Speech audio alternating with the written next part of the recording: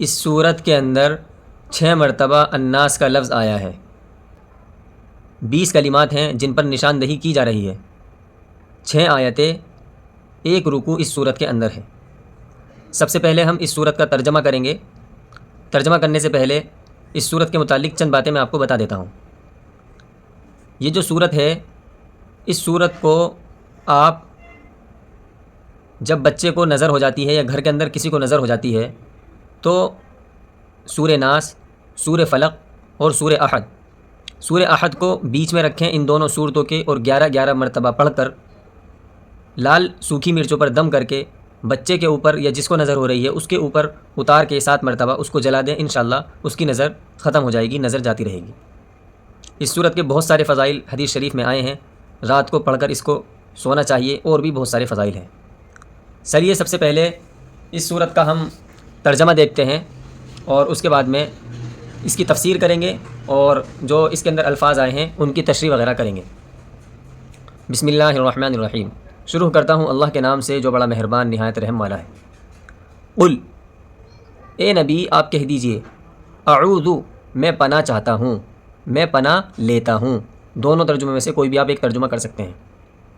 برب الناس، لوگوں کے رب کی۔ اے نبی آپ کہہ دیجئے میں لوگوں کے رب کی پناہ لیتا ہوں۔ ملک الناس، لوگوں کے بادشاہ کی۔ الہ الناس، لوگوں کے معبود کی۔ یعنی میں لوگوں کے رب کی پناہ لیتا ہوں، لوگوں کے بادشاہ کی پناہ لیتا ہوں، لوگوں کے معبود کی پناہ لیتا ہوں۔ ٹھیک ہے۔ من شر الوسواس الخناس، وسوسہ ڈالنے والے، خناس پیچھے ہٹ جانے والے کے شر سے۔ وسوسہ ڈالنے والے، پیچھے ہٹ جانے والے ترجمہ ہے خناس کا، پیچھے ہٹ جانے والے کے شر سے۔ الذی یوسوس فی صدور الناس، جو وسوسہ ڈالتا ہے لوگوں کے دلوں میں، جو وسوسہ ڈالتا ہے لوگوں کے دلوں میں۔ من الجنۃ والناس، جنوں میں سے ہو یعنی جنات وغیرہ میں سے ہو یا انسانوں میں سے ہو۔ یہ اس کا ترجمہ ہے۔ اب اس کی تشریح دیکھ لیجئے۔ سب سے پہلے قل کا ترجمہ آپ کو بتا دیا گیا ہے۔ اللہ کے نبی کو مخاطب کر کے کہا جا رہا ہے، اے نبی آپ کہہ دیجئے، اعوذ، میں پناہ چاہتا ہوں، پناہ چاہتا ہوں۔ کس کی پناہ چاہتا ہوں؟ پناہ چاہنے کا مطلب یہ ہے کہ میں آغوش میں آنا چاہتا ہوں، میں فیور میں آنا چاہتا ہوں۔ مان لیجئے آپ کی کسی سے لڑائی ہو جاتی ہے، اور لڑائی میں آپ اس کو غالب کر دیتے ہیں اور پھر وہاں سے بھاگ جاتے ہیں، یا وہ آپ کو مارنے لگتا ہے اور آپ وہاں سے بھاگنے لگتے ہیں کہیں یہ مجھ پر حملہ نہ کر دے، اور بھاگتے ہوئے گھر میں گھس جاتے ہیں، یا آپ کا بھائی آپ کے سامنے آ جاتا ہے اور آپ اس کے پیچھے دپک جاتے ہیں کہ فلاں شخص مجھے مار رہا ہے۔ تو یعنی آپ کے بھائی نے آپ کو اپنے آغوش میں لے لیا، اپنی پناہ میں لے لیا، اب آپ کو سامنے والا کچھ کہے گا نہیں۔ تو اسی طرح پناہ چاہنا، آغوش میں لینا، فیور میں لینا، یہ سب ایک ہی، یہ اس کے ترجمے ہو رہے ہیں۔ تو اے نبی آپ کہہ دیجئے کہ میں پناہ چاہتا ہوں، میں پناہ لیتا ہوں۔ کس کی پناہ لیتا ہوں؟ لوگوں کے رب کی، لوگوں کے بادشاہ کی، لوگوں کے معبود کی پناہ لیتا ہوں۔ کن چیزوں سے پناہ لیتا ہوں؟ نیچے آ رہا ہے کہ وسوسے ڈالنے والے اور پیچھے ہٹ جانے والے کے شر سے میں پناہ چاہتا ہوں، پناہ لیتا ہوں میں، جو لوگوں کے دلوں میں وسوسہ ڈالتا ہے۔ ٹھیک۔ اب دیکھیے جو رب کا لفظ ہے، اگر آپ سے معلوم کریں کہ رب کسے کہتے ہیں تو ظاہر ہے آپ کہیں گے رب کہتے ہیں اللہ تعالیٰ کو۔ لیکن یہاں ایک بات قابل غور ہے، وہ یہ کہ جب رب کی اضافت کسی خاص چیز کی طرف کر دی جاتی ہے تو رب کا استعمال عام ہو جاتا ہے۔ یعنی اگر ہم رب کو سنگل استعمال کریں تو اس کا اطلاق اللہ تعالیٰ پر ہوتا ہے، لیکن رب کی جب اضافت کر دی جاتی ہے تو اس کے معنی عام ہو جاتے ہیں۔ جیسا کہ کہا جاتا ہے رب الداری، دار کہتے ہیں گھر کو، یعنی گھر کا مالک۔ رب الناسی، لوگوں کا مالک، رب الناسی، لوگوں کا مالک۔ اب دیکھیں جو شخص مالک ہوتا ہے ضروری نہیں کہ وہ بادشاہ بھی ہو۔ تو اللہ تعالیٰ کی آگے ایک اور صفت بیان کی ہے، ملک الناس، ملک کہ لوگوں کا بادشاہ۔ تو یہاں پیچھے جو رب الناس یعنی رب الناس، یا باقی وجہ سے با پر زیر آیا ہے برب الناس، اصل ہے رب الناسی۔ تو رب الناس، لوگوں کا مالک، جو لوگوں کا مالک ہے ضروری نہیں کہ وہ بادشاہ بھی ہو۔ آگے اللہ تعالیٰ کی ملک صفت لا کر بتا دیا کہ جو انسانوں کا مالک ہے وہ بادشاہ بھی ہے، اور جو بادشاہ ہو ضروری نہیں کہ وہ معبود بھی ہو. بھئی جو بادشاہ ہو ضروری نہیں کہ اس کی عبادت کی جائے، وہ معبود بھی ہو. تو آگے اللہ تعالیٰ کی ایک اور صفت لائے. اللہ تعالیٰ کی ایک صفت اور آئی، الہ، کہ جو بادشاہ ہے وہ ایسا ہے کہ اس کی عبادت بھی کی جاتی ہے، کہ وہ لوگوں کا معبود ہے. اب غور کرنے والی بات یہ ہے کہ یہ جو تینوں صفت ہیں، ان تینوں صفتوں کی حکمت یہ ہے، تینوں صفتوں کو لانے کی وجہ اور حکمت یہ ہے کہ جب کوئی کسی چیز کا مالک ہوتا ہے تو اس کے ذمے اس کی حفاظت کرنا ضروری ہو جاتا ہے. جب کوئی بادشاہ ہوتا ہے اس کے ذمے اپنی رعایا کی حفاظت کرنا ضروری ہو جاتا ہے. جب کوئی معبود ہوتا ہے تو اس کے لیے ضروری ہو جاتا ہے کہ اپنے عابد یعنی عبادت کرنے والے کی حفاظت کرے. تو یہاں پر آپ دیکھیں گے کہ اللہ تعالیٰ مالک ہے. ہم اللہ تعالیٰ سے کیا چاہ رہے ہیں؟ پناہ چاہ رہے ہیں کہ اے اللہ میں پناہ چاہتا ہوں. اے نبی آپ کہہ دیجئے، یعنی اللہ سے پناہ چاہ رہے ہیں نا، اللہ کے آغوش میں آنا چاہ رہے ہیں، اللہ کے فیور میں آنا چاہ رہے ہیں کہ میں پناہ چاہتا ہوں، میں آپ کے آغوش میں آنا چاہتا ہوں، میں آپ کے فیور میں آنا چاہتا ہوں. اے اللہ مجھے پناہ دے دیجئے، مجھے بچا لیجئے. کس چیز سے بچا لیجئے؟ وسوسوں سے بچا لیجئے. مجھے وسوسوں سے بچا لیجئے، جو شیطان وسوسے ڈالتا ہے ان سے بچا لیجئے. یہی کہا جا رہا ہے یہاں پر. تو یہاں جو آپ دیکھیں گے کہ پناہ چاہ رہے ہیں لوگوں کے. اب اللہ تعالیٰ ہمارے کیا ہیں؟ مالک بھی ہیں. کیا ہے اللہ تعالیٰ؟ اللہ تعالیٰ مالک ہیں، اور مالک اپنے مملوک کی حفاظت کرتا ہے.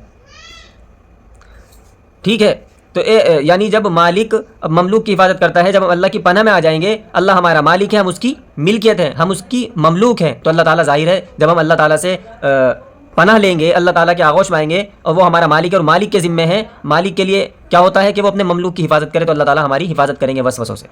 اسی طرح دوسرا کیا ہے؟ بادشاہ. بادشاہ کے ذمے کیا ہوتا ہے کہ وہ اپنی رعایا کی حفاظت کرے، جو اس کے زیر دستر، جو اس کے نیچے کام کرنے والے ہیں، جو اس کی رعایا ہے، ان کی حفاظت کرے. تو اے اللہ ہمیں ہماری حفاظت فرما، مجھے اپنے آغوش میں لے لے. تو ظاہر ہے اللہ بادشاہ ہے اور ہم اس کی رعایا ہیں، اللہ ہماری حفاظت فرمائیں گے. اسی طرح اللہ معبود ہے اور ہم عابد ہیں، اللہ کے عبادت کرنے والے بندے ہیں، تو اللہ ہماری کیا کریں گے؟ حفاظت فرمائیں گے. یہ بات سمجھ میں آ گئی؟ ٹھیک ہے. سمجھ میں نہیں آئی تو پیچھے آپ ویڈیو کو کر کے دیکھ لیجئے، انشاءاللہ سمجھ میں آ جائے گی. اب یہ تین صفتیں جو ہیں اللہ تعالیٰ سے ہم پناہ مانگ رہے ہیں، اللہ تعالیٰ سے ہم پناہ مانگ رہے ہیں، اللہ تعالیٰ کے ہم فیور میں آنا چاہ رہے ہیں، اللہ تعالیٰ کے ہم آغوش میں آنا چاہ رہے ہیں، اللہ تعالیٰ کے آغوش میں آ کر ہم اپنے آپ کو وسوسوں سے بچانا چاہ رہے ہیں. یعنی وسوسے جو ہوتے ہیں یہ روحانی ہوتے ہیں، اندرونی ہوتے ہیں. ان اندرونی چیزوں سے اپنے آپ کو بچانا چاہ رہے ہیں. جب اندرونی چیزوں سے اپنے آپ کو بچائیں گے تو گناہوں سے بچ جائیں گے. جیسا کہ شیطان انسان کو 3 طریقوں سے بہکاتا ہے، 3 طریقوں سے وسوسے ڈالتا ہے انسان کے دل میں. شیطان 3 طریقے سے وسوسے ڈالتا ہے، اس کو اپنی طرف متوجہ کرتا ہے اور بلاتا ہے. پہلی چیز ہے شہوت. شہوت کے ذریعے آدمی سے، انسان سے وسوسے ڈالتا ہے شیطان اور ان سے گناہ کرواتا ہے. دوسری چیز ہے غضب، غصے کے ذریعے. تیسری چیز ہے جو باطل عقیدے ہیں ان کے ذریعے شیطان جو ہے انسان کو گمراہ کرتا ہے اور وسوسے ڈالتا ہے. تو جو پہلی چیز ہے شہوت، شہوت کے ذریعے انسان بہت سارے گناہ کرتا ہے. اور تو یہاں پر شہوت کے مقابلے میں رب ہے. ابھی میں آپ کو سمجھاؤں گا کیسے ہے. یہاں شہوت کے مقابلے میں رب ہے. دوسری چیز غصے کے مقابلے میں ملک ہے، بادشاہ ہے. تیسری چیز باطل عقیدے کے مقابلے میں الہ ہے. کیسے ہے وہ بھی میں آپ کو سمجھا دیتا ہوں. شیطان انسان کو ان 3 چیزوں کے ذریعے ورغلاتا ہے، گناہ کرواتا ہے، وسوسے ڈالتا ہے. تو جب ہم کہتے ہیں اے اللہ میں آپ کی پناہ میں آنا چاہتا ہوں، مجھے پناہ میں لے لیجئے، اے اللہ مجھے پناہ میں لے لیجئے، تو اس کے مقابلے میں کیا ہے؟ رب. یعنی ہم اللہ سے دعا کرتے ہیں، اللہ تعالیٰ سے کہتے ہیں اے اللہ ہمیں جو شیطان ہمیں شہوت کے پہلا اس کا جو وار ہوتا ہے وہ ہے شہوت کا، تو اس کے مقابلے میں کیا آیا ہے؟ رب آیا ہے. تو شیطان نے ہمیں شہوت کے ذریعے ورغلانا چاہا، غلط کام ہم سے کروانے چاہے، تو ہم نے اس صورت کا ورد کیا، اس صورت کو پڑھا اے اللہ. اس کے مقابلے میں کیا ہے؟ رب ہے. اس بات کا بھی آپ خاص خیال رکھیں کہ شہوت کے مقابلے میں رب کا استعمال ہوا ہے. تو ہم نے کہا اے اللہ ہمیں شیطان شہوت کے ذریعے ورغلا رہا ہے، میں آپ کی پناہ لینا چاہتا ہوں، مجھے اے اللہ مجھے پناہ میں لے لیجئے، اپنے آغوش میں لے لیجئے. ظاہر ہے کہ جب رب کی ہم پناہ میں آ جائیں گے، جب رب کے آغوش میں آ جائیں گے تو وہاں رب کی منمانی چلے گی. بھائی جس نے ہمیں پیدا کیا، جس نے ہمیں پالا، جس نے ہماری پرورش کی، وہ رب، جب رب ہمیں اپنے آغوش میں لے لے گا، ہم رب سے دعا کر رہے ہیں کہ شیطان ہمیں شہوت کے ذریعے ورغلا رہا ہے، ہمیں گناہ کی دعوت دے رہا ہے، ہمارے دلوں میں وسوسے ڈال رہا ہے، اے اللہ میں پناہ لینا چاہتا ہوں آپ کی، میں پناہ لیتا ہوں آپ کی. جب ہم اللہ کی پناہ لے لیں گے، وہاں جب اللہ کی پناہ لے لیں گے تو شیطان ہمیں جو شہوت کے ذریعے ولغرا رہا تھا اور ہمارے دل میں وسوسے ڈال رہا تھا، اس سے ہماری حفاظت ہو جائے گی، کیونکہ اللہ کے آغوش میں آ گئے ہیں۔ جب کسی چیز کے آغوش میں آ جاتے ہیں تو اس کی مانتے ہیں، ہم اس اللہ تعالیٰ کی مانیں گے، اور اللہ تعالیٰ نے شہوت سے منع فرمایا ہے، اور شہوت کی چیزوں سے، یہ غلط کام ہے، غلط چیزوں سے منع فرمایا ہے، تو شہوت کے ذریعے جو ہم گناہ کرنے والے تھے ان سے ہم بچ جائیں گے۔ دوسرا جو حملہ کرتا ہے شیطان، وہ کرتا ہے غصے کے ذریعے، یعنی غصے کے ذریعے آدمی کو ورغلاتا ہے، اس سے گناہ کرواتا ہے، ٹھیک۔ تو جب شیطان ہم سے غصے کے ذریعے قتل و غارت کروائے گا، یا لڑائی جھگڑا کروائے گا، یا گناہ کے کام ہم سے کروائے گا، کیونکہ غصے میں آدمی کچھ بھی اناپ شناپ بول دیتا ہے، وسوسے الٹے سیدھے خیالات آ جاتے ہیں ہمارے دلوں میں، اللہ کیوں ہے، اس طرح کے خیالات، اور نبی کیا ہیں، نبی، اس طرح کے جو خیالات آتے ہیں، شیطان ہمارے دلوں میں اس طرح کے غلط عقیدے پیدا کرتا ہے، غلط چیزیں ہمارے دلوں میں لاتا ہے غصے کے ذریعے۔ کبھی کبھی غصہ نقصان ہو جاتا ہے آدمی اللہ کو اور نبی کو بھی، کبھی کچھ کہہ دیتا ہے، کبھی کچھ کہہ دیتا ہے، نعوذ باللہ، اس طرح کہنا نہیں چاہیے، لیکن سمجھانے کے طور پر میں آپ کو بتانا چاہتا ہوں کہ غصے کے ذریعے بھی آدمی بہت سارے گناہ کرتا ہے۔ تو ہم نے اللہ سے دوسرا، تو غصے کے مقابلے میں یہاں پر کیا ہے، ملک، بادشاہ، تو غصے کے مقابلے میں بادشاہ ہے، اور جب ہم بادشاہ کے میں پناہ لیتا ہوں کس کی، رب کی، اس کے مقابلے میں شہوت آ گیا، اور میں پناہ لیتا ہوں کس کی، لوگوں کے، بادشاہ کی۔ جب ہم غصہ آ رہا ہے، غصے کے ذریعے ہمیں شیطان بہکانا چاہتا ہے، ہم اللہ کے پاس چلے گئے، اے اللہ میں پناہ لیتا ہوں، میں آپ کی آغوش میں آنا چاہتا ہوں۔ جب میں اللہ کے آغوش میں چلا گیا تو ظاہر ہے آدمی بادشاہ کے سامنے غصہ کرے گا نہیں کرے گا۔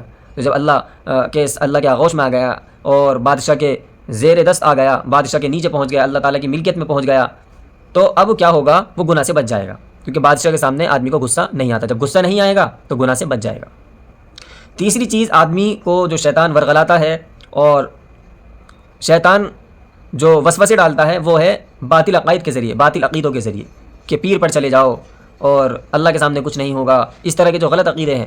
جب آدمی کے خیالات میں اس طرح کی الٹی سیدھے باتیں آتی ہیں، پیر اور یہ ساری چیزیں، تو تیسرا پیر یعنی عقیدوں کے خلاف جو بات ہوں گی، باطل عقیدے جو ہوں گے، بت پرستی، یہ ساری چیزیں، اس کے مقابلے میں الہ ہے کہ اللہ میں آپ کی پناہ چاہتا ہوں، پناہ لینا چاہتا ہوں، آپ کے آغوش میں آنا چاہتا ہوں، مجھے بچا لیجئے کہ شیطان مجھے ان وسوسوں کے ذریعے، باطل عقیدوں کے ذریعے مجھ پر حملہ کرنا چاہتا ہے۔ تو جب ہم اللہ کے معبود برحق جو اللہ تعالیٰ کے آغوش میں چلے جائیں گے، اس کی پناہ میں چلے جائیں گے، تو شیطان کا یہ والا وار بھی ختم ہو جائے گا، ٹھیک ہے نا۔ تو یہ تین چیزوں کے مقابلے میں ہیں۔ اب آگے چلیے، آگے دیکھ لیتے ہیں کہ آگے کیا ہے۔ من شر الوسواس الخناس، تین چیزیں سمجھ میں آ گئی۔ پہلی چیز شہوت کے مقابلے میں رب آیا۔ دوسری چیز غضب کے مقابلے میں ملک، بادشاہ آیا۔ باطل عقیدہ، اس کے مقابلے میں الہ آیا۔ تو باطل عقیدے کو ختم کرنے کے لیے ہم نے اللہ کی پناہ لی کہ اللہ باطل عقیدوں کے ذریعے ہمیں شیطان بہکا رہا ہے، میں اپنے آغوش، جب اللہ کے حقیقی بادشاہ کے، حقیقی معبود کے دروازے پر چلا جائے گا، اس کے آغوش، اس کی پناہ لے لے گا، تو جو باطل برحق، جو باطل اور غیر ضروری معبود ہیں اور جن کی کچھ بھی حیثیت نہیں ہے، جو باطل ہی باطل ہیں، تو اللہ کے یہاں آ کر، اللہ کے آغوش میں آ کر، اللہ کی پناہ میں آ کر شیطان کے اس وار سے بھی وہ بچ جائے گا۔ اور شیطان وار کیسے کرتا ہے وہ آپ کو بتا دیا گا ان تین چیزوں کے ذریعے۔ تو یہاں اب وسواس اور خناس کو بھی سمجھ لیجئے کہ وسوسہ ڈالنے والے کے شر سے، یعنی مراد اس سے وہی شیطان ہے، اور پیچھے، خناس کہتے ہیں پیچھے ہٹ جانے والے کو۔ تو شیطان پیچھے ہٹ جاتا ہے، کب ہٹتا ہے؟ اللہ کے نبی صلی اللہ علیہ وسلم کی حدیث ہے، اللہ کے نبی صلی اللہ علیہ وسلم نے فرمایا کہ انسان کے دل کے اندر دو گھر ہیں، ایک میں شیطان رہتا ہے اور ایک میں فرشتہ رہتا ہے۔ جب اللہ کا ذکر کیا جاتا ہے تو شیطان پیچھے ہٹ جاتا ہے، تو پیچھے ہٹ جانے والا اس سے مراد شیطان ہے، خناس۔ تو جب تک اللہ کا ذکر آدمی کرتا رہتا ہے تو وہ پیچھے ہٹتا رہتا ہے، اور جب اللہ کا ذکر کرنا چھوڑ دیتا ہے تو پھر اپنی سونڈ گھسا کر اس میں وسوسے ڈالنا شروع کر دیتا ہے۔ جس طرح مچھر آدمی کے جسم کے اندر اپنی سونڈ گھساتا ہے، اور آپ نے دیکھا ہوگا جب مچھر اڑتا ہے تو چیزیں مچتی ہیں، چھلملاہٹ سی مچتی ہیں، تو وہ اپنا زہر چھوڑ کر اڑتا ہے۔ تو اسی طرح شیطان دل کے اندر اپنا سونڈ گھسا کر وسوسے ڈالتا ہے، جب اللہ کا ذکر کیا جاتا ہے تو وہ پیچھے ہٹ جاتا ہے۔ اسی طرح یہاں خناس کہا گیا۔ تو پیچھے ہٹ جانے والے کے شر سے جو وسوسہ ڈالتا ہے لوگوں کے دلوں میں، دیکھیں صدور ویسے تو سینے کو کہتے ہیں، مراد اس سے وہی ہے دل، کیونکہ وسوسہ جو دلوں میں آتے ہیں، لوگوں کے دلوں میں وسوسہ ڈالتا ہے، خواہ وہ جنوں میں سے ہو یا انسانوں میں سے ہو۔ دیکھو جنوں یعنی جنات وغیرہ کا تو وسوسہ ڈالنا ظاہر ہے کہ وہ دکھتے نہیں ہیں، اور شیطان جنوں کی قسموں میں سے ہے، اور انسان جو ہے اس سے کیا مراد ہے، یعنی وسوسہ انسان کیسے ڈالتا ہے؟ تو اس سے مراد نفسانی خواہشات، انسان کی جو وسوسوں کے علاوہ بھی خود کی نفسانی خواہشات ہوتی ہے، اس سے بھی پناہ چاہی گئی ہے۔ اے اللہ وسوسوں کی بھی میں آپ کی پناہ چاہتا ہوں، اور جناتوں کے نفسانی خواہشات اور انسان کی نفسانی خواہشات سے بھی میں پناہ چاہتا ہوں۔ تو سورت کا خلاصہ امید ہے کہ سمجھ میں آ گیا ہوگا۔ اب ایک چیز اور سمجھ لیجئے، جو شاہ عبد العزیز محدث دہلوی رحمۃ اللہ علیہ نے اپنی تفسیر عزیزی میں لکھی ہے کہ الناس یہاں پر اس صورت کے اندر 5 مرتبہ استعمال کیا گیا ہے۔ پہلی مرتبہ جو الناس ہے اس سے مراد بچے ہیں۔ کیا مراد ہے اس سے؟ بچے ہیں۔ اور یہ کیسے پتہ چلا بچے ہیں؟ اس کا قرینہ ہے رب۔ رب کہتے ہیں پالنے والے کو، اور بچوں کو ہی ضرورت ہوتی ہے پالن پوشن کی، پرورش کی۔ تو پہلے الناس سے مراد بچے ہیں۔ دوسرا جو الناس ہے اس سے مراد جوان طبقہ ہے، کیونکہ بادشاہت جو کی جاتی ہے، اور بادشاہت جو جوانوں پر جمتی ہے جوانوں کے ہی لیے ہوتی ہے، بچوں اور بوڑھوں پر بادشاہت نہیں کی جاتی۔ تو دوسرے سے مراد بادشاہت سے یعنی الناس سے مراد وہ جوان طبقہ ہے۔ اور جیسا کہ آپ کو معلوم ہے کہ اللہ کے نبی صلی اللہ علیہ وسلم جہاد میں بچوں اور بوڑھوں کو شریک نہیں فرماتے تھے۔ بہرحال تیسرا جو الناس ہے اس سے مراد بڑے بزرگ، بڑی عمر کے لوگ ہیں، ادھیڑ عمر کے لوگ ہیں، کیونکہ وہ لوگ عبادت کی طرف راغب ہوتے ہیں، مشغول ہوتے ہیں، اور دیکھنے میں بھی یہی آتا ہے جو بڑی عمر کے لوگ ہوتے ہیں وہ عبادت کی طرف زیادہ مشغول ہوتے ہیں۔ اور اس کا قرینہ کیا ہے؟ کیسے پتہ چلا اس سے مراد بڑی عمر کے؟ تو اس سے مراد الہ ہے، یعنی معبود جس کی عبادت کی جائے، اور عبادت کرنے والے زیادہ تر بڑی عمر کے لوگ اور ادھیڑ عمر کے لوگ ہوتے ہیں۔ ضروری نہیں ہے لیکن عام طور پر ایسا ہی دیکھنے میں آتا ہے۔ خناس کا مطلب آپ کی سمجھ میں آ ہی گیا ہے۔ اور دوسرا جو ہے چوتھا نمبر کا جو صدور الناس، الناس جو ہے یہاں الناس سے مراد اللہ تعالیٰ کے نیک بندے ہیں، کیونکہ شیطان جو وسوسے جو زیادہ تر ڈالتا ہے وہ نیک لوگوں کے دلوں میں ڈالتا ہے۔ جو دیندار اللہ تعالیٰ کے قریبی بندے ہوتے ہیں ان کو بہکانے کی، ان کے دلوں میں وسوسے ڈالنے کی کوشش کرتا ہے۔ اور پانچویں الناس سے مراد شریر قسم کے، فسادی قسم کے لوگ ہیں۔ اور جیسا کہ ابھی آپ کو بتایا تھا کہ جو نفسانی جو وسوسے ڈالتے ہیں شیطان کے علاوہ انسان کے دل میں خود کے وسوسے بھی ہوتے ہیں، وہ نفسانی خواہشات وغیرہ سے بھی بچنے کی اور پناہ لینے کی اللہ تعالیٰ سے دعا کرنی چاہیے۔ تو اس صورت میں یہی بیان کیا گیا ہے اور یہی اس صورت کا خلاصہ ہے۔ کوئی چیز اگر آپ کو سمجھ میں نہیں آئی یا کوئی چیز اگر آپ کو معلوم کرنی ہو تو آپ بلا جھجک معلوم کر سکتے ہیں۔ انشاءاللہ پوری کوشش کی جائے گی کہ اس کو بھی آپ کو بتایا جائے۔ السلام علیکم ورحمۃ اللہ وبرکاتہ۔